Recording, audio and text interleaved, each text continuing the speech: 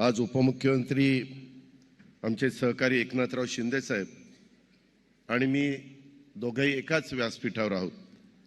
खरं तर आत्ता तिसऱ्यांदा म्हणजे आमचं महायुतीचं सरकार आल्यापासून सत्तेत आल्यापासून हल्ली 24 तास इन कॅमेरा मी शिंदे साहेब आणि देवेंद्रजी आम्ही तिघ जण आहोत।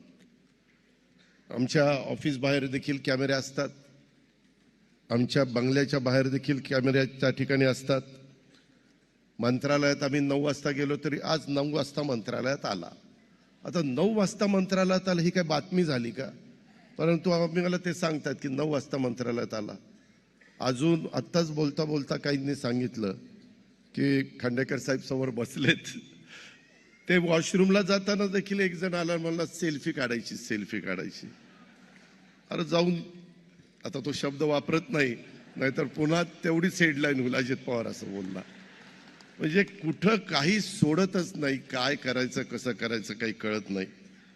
आणि टीव्हीवर बातमी हे दाखल झाले ते दाखल झाले, आम्ही एका व्यासपीठावर असलो तरी आमच्यावर क्लोज कॅमेरे असे असतात आणि आमच्या देहबोलीचा अभ्यास त्या ठिकाणी सुरू होतो त्यांचा, आणि त्यांच्या ते बघत असतात आमच्या चेहऱ्यावर हास्य आहे का।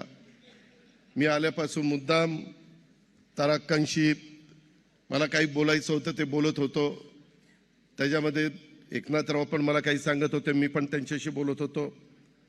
परंतु हे सगळं करत असताना आम्हाला, मी तर माझ्या मनाला सांगतो, ए बाबा कार्यक्रम संपेपर्यंत आपला चेहरा प्रसन्न दिसला पाहिजे, आणि तो प्रयत्न आम्ही करतो, कारण उगीच कुठली तरी बातमी व्हायला नको। त्याच्यामुळं आमच्यात कुठलीही नाराजी नाही। आता परवाच असा का शब्द वापरला एकनाथराव शिंदे साहेबांनी, मला हलक्यात घेऊ नका। आता ते कुणाला म्हणले तेच कळायला मार्ग नाही। आता हलक्यात मशालीने घ्यायचं नाही का अजून कोणी घ्यायचं नाही, त्याच्यामध्ये गमतीचा भाग जाऊ द्या। परंतु एकंदरीतच राज्याला पुढे नेण्याच्या करता आम्ही मनापासून प्रयत्न करतो। आजचा कार्यक्रम हा राजकीय नाही ह्याची जाणीव माझ्यासारख्या कार्यकर्त्याला आहे।